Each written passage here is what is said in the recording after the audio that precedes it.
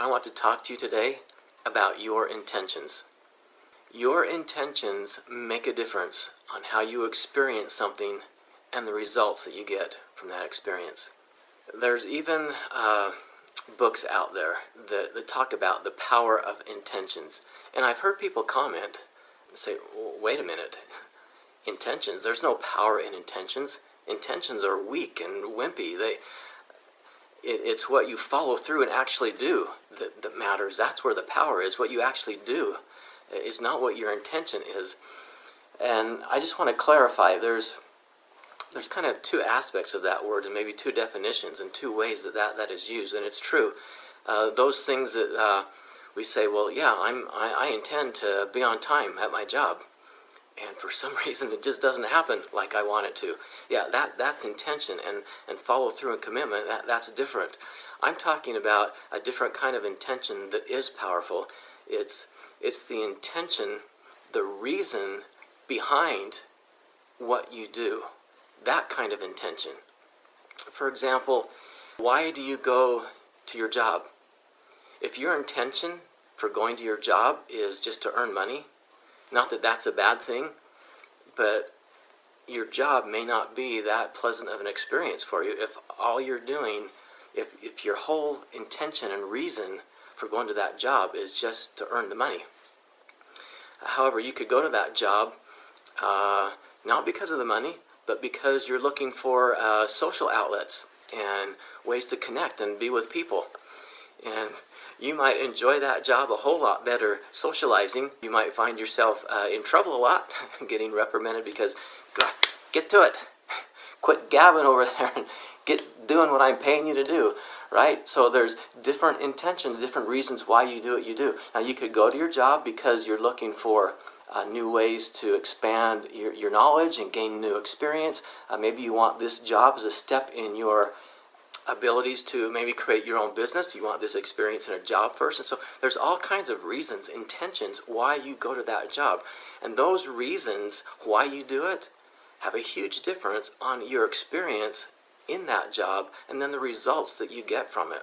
So as I have worked with people over the years, taught and trained and mentored, I have seen this principle show up over and over again in just about every aspect of a person's life. Rarely do I ever see people actually asking themselves, why do I do what I do? And that's helpful. It's helpful to know what your intentions are, and sometimes we aren't even aware of what is driving us to do these things. My wife and I have worked with couples over the years in regards to their marriage relationships. We have found that this principle is at work there, very common in a lot of ways. I want to talk about one area where I've seen this that really has a big impact in people's relationships in marriage. So we find people who are hard at work trying to improve their marriage, or as some people say it, salvage what is left of it. And so we'll ask them, so what are you doing to strengthen your marriage? And they'll respond with, well, we've been getting all the marriage help information that we can find and studying over that and trying to implement these good strategies. We want to devote, we're trying to devote a certain amount of time just for us, the two of us, so like date night.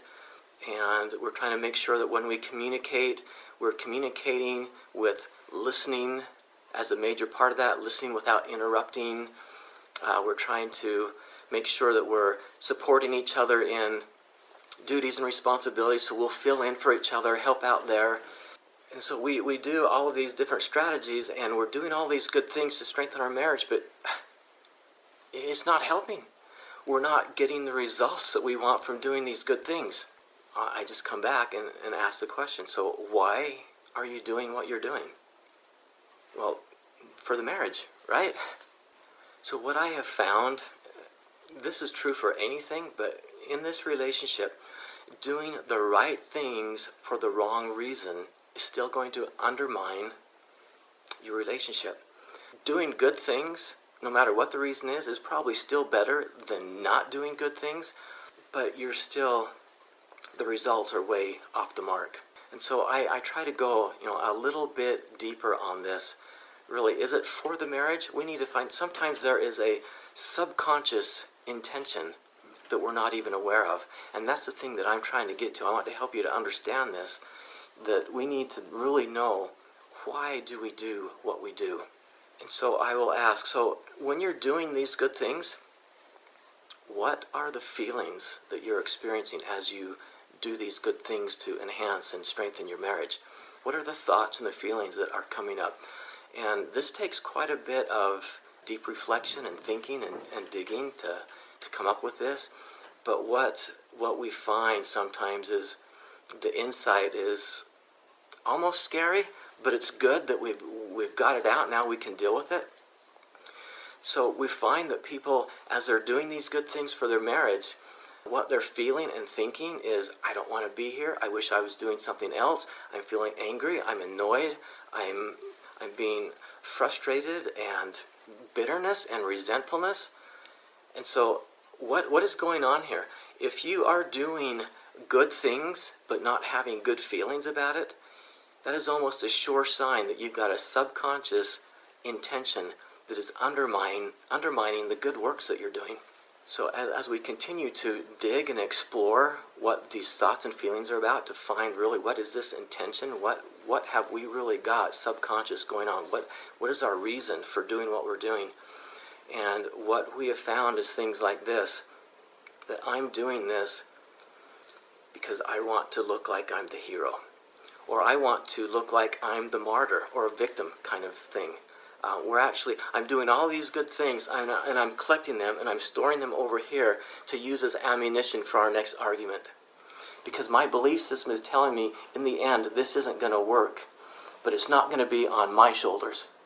I'm doing all of these good things, and I'm tallying this up so that I can say, when this fails, it was their fault, not mine. I worked, I tried, I did all these good things. There's your intention. Your intention is, the marriage is going to fail, but it's not going to be on my head because I did this. Well, you did this just so that you could look good and not be responsible for the failed relationship. Those intentions are not going to give you the results that you're looking for when you're doing these things. So I am, having discovered that and seen that, I am just here to encourage you. Please do some deep, honest reflection, analyzing, figure out what are your intentions. Why do you do what you do? And if you can do those good things, not so that you can be the martyr, not so that you can be the one that has no responsibility for a failed relationship, but if you can do them out of sincere love and compassion and devotion to your spouse, that's going to produce the results that you want. But I know when the relationship is struggling, it's really difficult in those times to do those things and have that intention and feel that you love and are devoted to and have compassion towards your spouse. So if you can't go there, another good level to hit for, to set your intentions about making this work, to have your intentions pure, is one of those areas. Either it is for your spouse because of your genuine devotion and love, but if you can't go there, then it is for a genuine devotion to improving yourself. So in other words, you sacrifice the things that you want to do with your time and your money for your spouse because you want to be a person that sacrifices. You want to be that kind of person. Not so that you can appear to be to everyone else, but to genuinely, sincerely be that. You do those things. You spend time with your spouse so that you can become compassionate, so you can become unselfish. So in your genuine efforts to become that person, that will raise you to a higher level. That will also help produce the results that you want by doing those good things. So knowing that that kind of situation exists, and it is really scary because it is so subtle and happening in so many people's relationships that they just aren't seeing it. I want you to see it. I want you to just go there. Take a look at what is your intention. Why are you doing what you're doing? And make sure that the good that you're doing in your relationship, those good strategies to build a relationship, do them for the right reasons, for each other, or for a genuine desire to be that good person. Let us know if we can help you with that.